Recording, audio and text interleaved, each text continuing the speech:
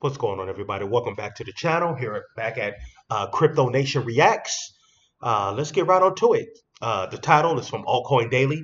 The title's Ethereum is going to 28,000 after Blackrock ETF approval. Experts explains. Wow. So let's see what they're talking about here.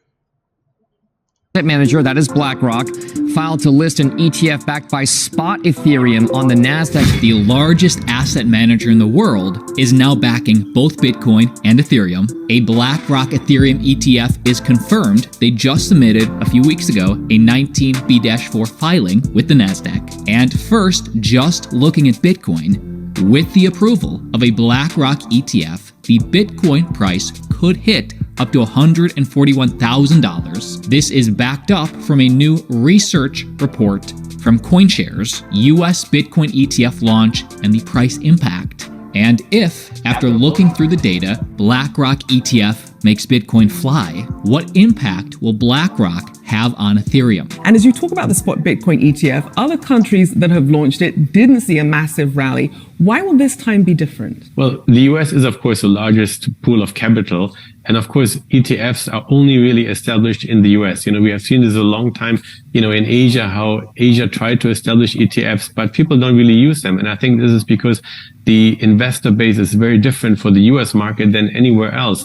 And the US is really dominated by a lot of institutions, and those institutions are using ETFs really in their asset allocation. Of course, we have the registered investment advisor community, and estimates vary from, they manage 5 trillion to even more. But if they move like 1% of those 5 trillion, that's like 50 billion into Bitcoin, right? And I think that could have like a big impact. And this research report by CoinShares does back up the research done by Galaxy Digital, where they predicted a 74% Bitcoin price increase in the first year after an ETF launch. Again, they based that on the addressable market, the gold ETFs, how much money realistically would flow into Bitcoin. And while Galaxy surmises that there are $14.4 trillion in addressable assets in the United States, one could assume that perhaps 10% of that invest in a spot Bitcoin ETF with an average allocation of 1%, which would equate to 14.4 billion of inflows in the first year.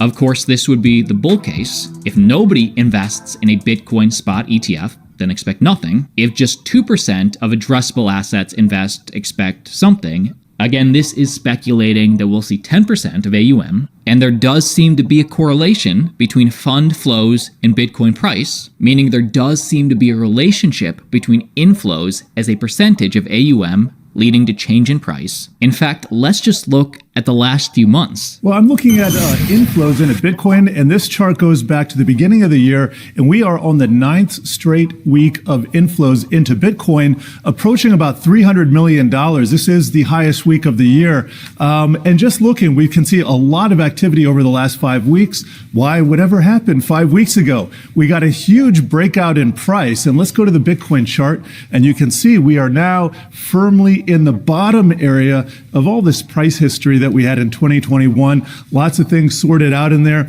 Suffice to say, it's going to take a lot to get through there. Is it going to happen slowly, quickly? Depends on the catalyst. Again, the takeaway in all this is the trend does seem to exist. There is a relationship between exchange-traded products, their inflows, and then price going up. To put it in numbers, there's around 120 billion US dollars in precious metals ETFs in the US. So that means in gold and in silver. And if you just move, 10-20% of those, shift them over into Bitcoin, you have certainly sort of something around in the range of like $25 billion of inflow. And just before we look at Ethereum, understanding this trend, using this trend line, it can help us predict what inflows would have on price. So if we take the aforementioned $14.4 billion of inflows, the model suggests it could push the price to $141,000 per Bitcoin. Of course, no model is perfect. The problem with the estimate of inflows is that it is very difficult to ascertain exactly how much money will flow into the Blackrock fund. The entire sales force of the largest asset manager in the world will now be selling this product. You're going to have Invesco's sales force, BlackRock sales force, Cathie Wood's sales force, Fidelity sales force, all out selling Bitcoin. Freedom. Freedom is why I love doing apartment deals, just like the one you're seeing on the screen now. And the good news, man, I'm not special. When you meet me, you'll understand that. You probably already understand that, my word. But this is the break. You know, guys, I want to tell you my personal opinion. I feel by this summer, I feel that we can have between 100 to 125K Bitcoin by this summer. I see it coming. I see it coming, guys.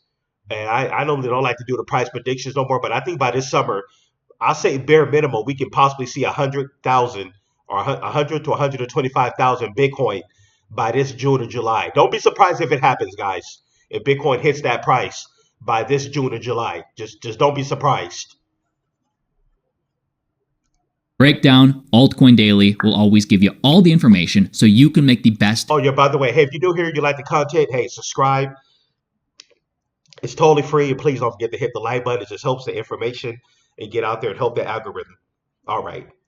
Decision for you. This is the fund flows model for Bitcoin. If zero money goes into the Bitcoin spot ETFs, then the price prediction would be about where we are today. Galaxy Digital, the 74% Bitcoin price increase in the first year was based off of around 10% of the addressable assets under management. If all of them, if 10% put 1% of their portfolio into Bitcoin, the price would increase to around $58,000, 60%, $173,000 Bitcoin. And if everybody puts 1% of their portfolio into Bitcoin, that will lead to a $265,000 BTC. And now what could this mean for Ethereum?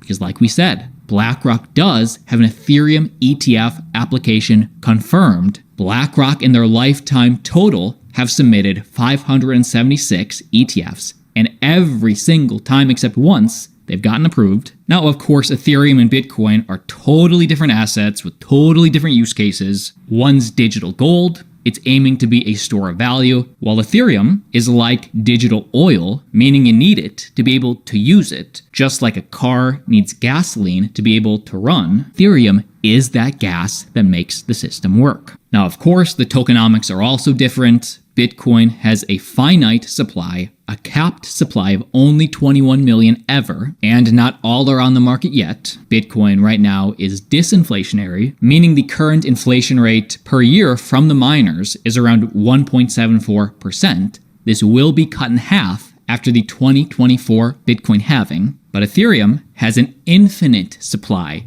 There is no capped supply, meaning for the majority of Ethereum's life, the supply was inflationary, yet something changed in the middle of 2022.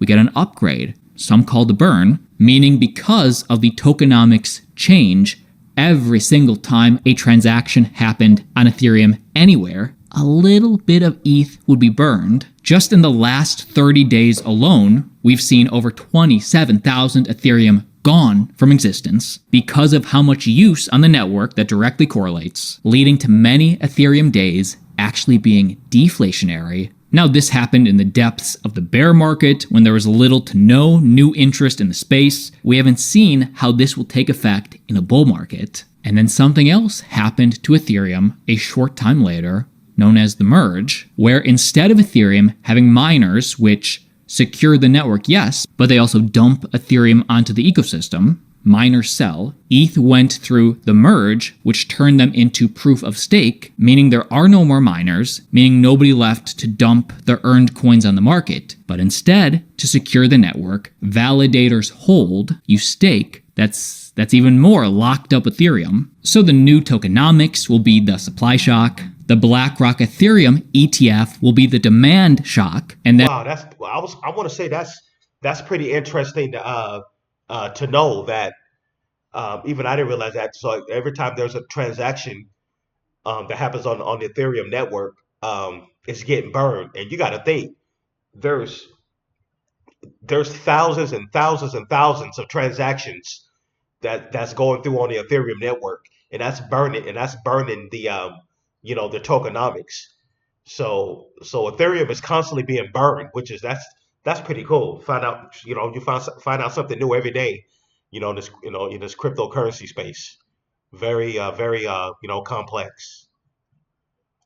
and understanding that whether we're speaking about Bitcoin or Ethereum per cycle, we do see diminishing returns. meaning every year this asset class matures, we're not going to pump as far, as fast. That green line right there is last cycle. That purple line, which we're not even that far in yet, that's the current cycle for Bitcoin. For Ethereum, ETH's not quite as old, but that orange line is ETH's current cycle. And now understanding all of that, this is the current ETH versus USD chart. While from bottom to top last cycle, Ethereum increased by over 4,358%. If we take that same percentage and put it from the bottom thus far, maybe ETH has a new bottom, time will tell. But in the most bullish scenario, if Ethereum increases by the exact same percent, maybe this will be one of the last great crypto bull runs, like myself and Coin Bureau speculated in our interview.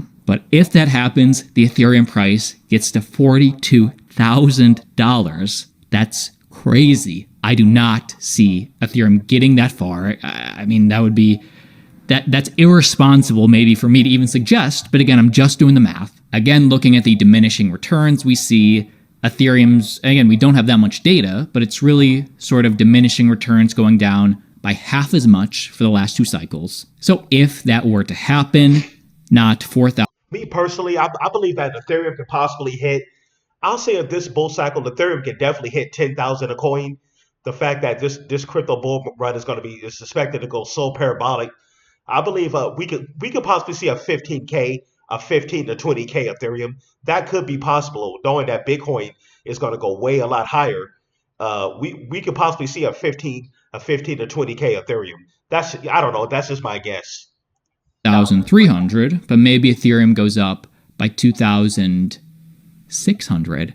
That's a $28,000 Ethereum. And by the way, many experts are sheepish with their ETH predictions this cycle because all of them got burned last cycle. They were too bullish and ETH didn't perform like people thought it would. So now they're underplaying it. I think the highest we're sort of seeing this cycle is maybe ETH gets to $10,000, which would be a huge win. If that happens, that's around 1,000% increase ROI from the bottom. Let me know realistically what you think. Comment down below. If you got value, like the video if you want to support me. And like always, see you tomorrow. So you think you know Wix, do you really? All right, everybody. So that's a wrap there. Hope everybody liked that take on it. That was the altcoin daily.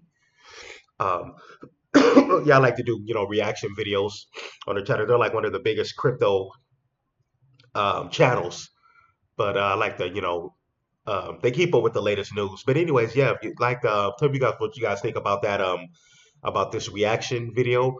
Hey, go ahead and like I said, if you're new here, go ahead and subscribe, hit the like button. This is how we do it here at Crypto Nation. Hey, I'm gonna go ahead and get out of here. Hey, see you guys in the next one. Most likely, I think this will be my last video for the night. It's almost midnight here, West Coast time.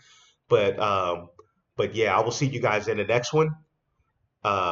Take care. See you guys in the next video in the morning. Peace out.